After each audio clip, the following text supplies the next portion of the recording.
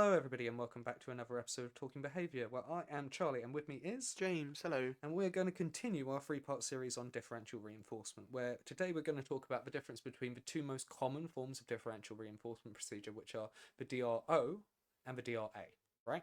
Okay. DRA is differential reinforcement of an alternative behaviour, and we talked quite a lot about that one last time. It's the most common procedure we might use in behaviour change when someone is doing a dangerous or a socially inappropriate behaviour, to teach them alternative behaviours which will get the same effect, so that you then will be able to see more of that behaviour getting reinforced versus the inappropriate behaviour, right? The other procedure, the DRO, is differential reinforcement of other behaviour, right?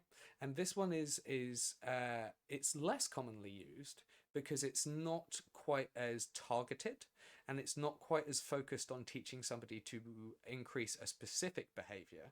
It's kind of the procedure you use when you're trying to just get any behaviour that is not the thing you're trying to stop to occur, right? It's the reinforcement of any other behaviour that occurs that is not so the it's behaviour. just a lot less selective. Yeah, exactly. And what this means is you can get a lot of unintentional reinforcement effects with this, right? Because it basically works with you getting an interval of time or a number of behaviours that someone engages in, followed by a reinforcement as long as it didn't contain the behaviour you're avoiding within that set.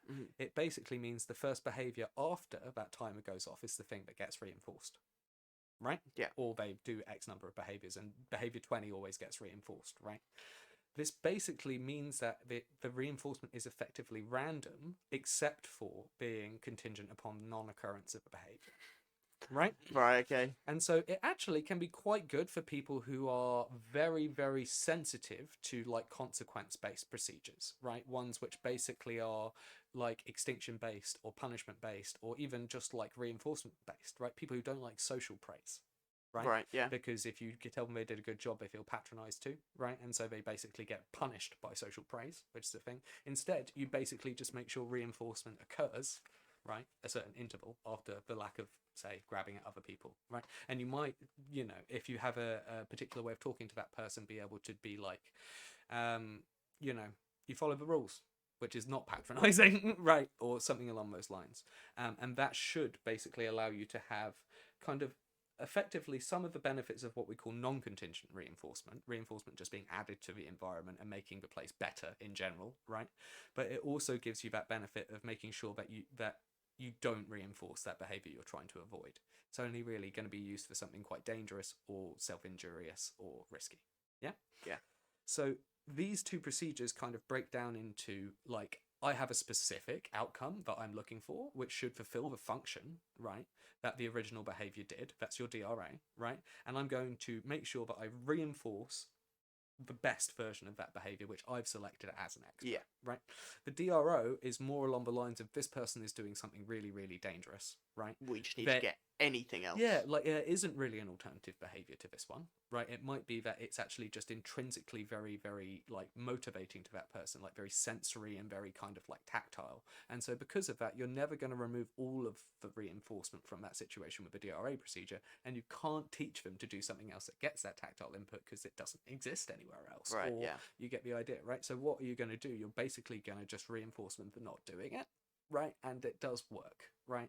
It just is a much more scattergun approach, and it is more likely to hit a lot of other behaviors along the way. Yeah. Just so much less control of it. And Yeah. surely there's a big risk of that, of you accidentally reinforcing other negative ones. Yes, exactly. Yeah, because if you were running the DRO procedure effectively, right, what you would be doing is using it for a specific behavior, right, which means that you would basically be saying only when you don't do this do you get the thing, and that could mean you could do anything else, including other inappropriate behaviors, which will then get reinforced, right? Yeah. But that means that you have to adjust the procedure to not reinforce those things, and you putting 5 or 6 things under the same DRO.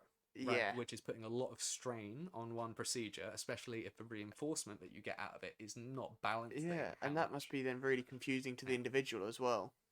Yeah, please don't do these 12 things, and then you receive the thing. Yeah. And this can create a lot of what we would call ratio strain, right? Which is basically when you don't get enough reinforcement for a behavior or set of behaviors, and because of this, the behaviors just cease occurring and just kind of break down, or you stop engaging with the system because the system is just not giving enough back out to you, right?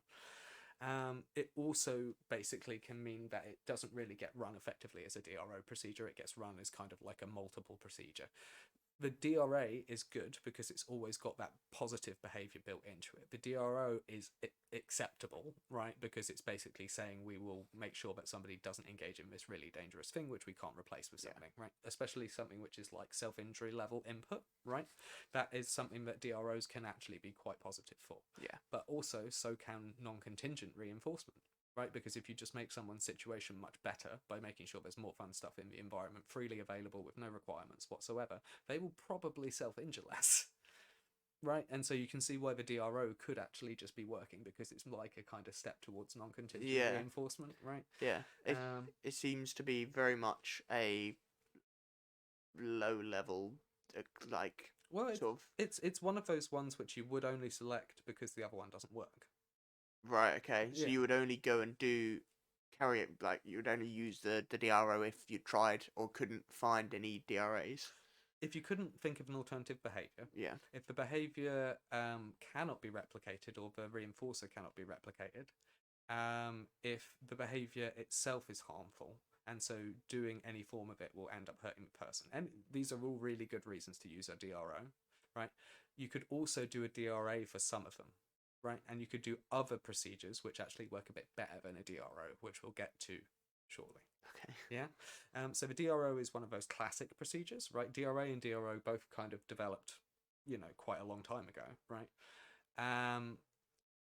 But they are still effective. The DRA is actually still very appropriate as a procedure and should actually be used. The DRO just has kind of fallen off, from my opinion. Right? Other people might swear by it in certain circumstances because they've got more experience in that area, and I absolutely will defer to any person who's got experience in an area that I don't. But for my cases that I've worked on, and the times that I've used DRO or been asked to use DRO by a supervisor when working as a tutor, right, I've seen it as less effective than some of the alternatives. That doesn't necessarily mean it is always less effective. Yeah. And I'm sure that someone will come out of the woodwork to be like, you can't tell me that the DRO doesn't work or whatever, but like that's I'm sure there's someone from your experience though, that, I mean... Yeah, absolutely. It's always from your experience, and that's one of the big things here is that, we're working with a population, specifically people with autism, where the presentation and the behaviours of a person can be very different despite having the same diagnoses. Yeah. Right? So, complex needs and individualised programming is very important. Cool. Any questions about those two? No, I don't think so.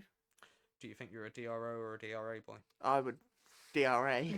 DRA all the way. You can see that my DRO straw man has been held up against the wall. And it just seems so much more haphazard and so many more risks involved. Yeah. And I understand where you're coming from, and I'm sure it could be useful, especially if you've got no alternatives and you are just trying to get rid of a self-injury behaviour, for example. Yeah. I can understand why you've been used.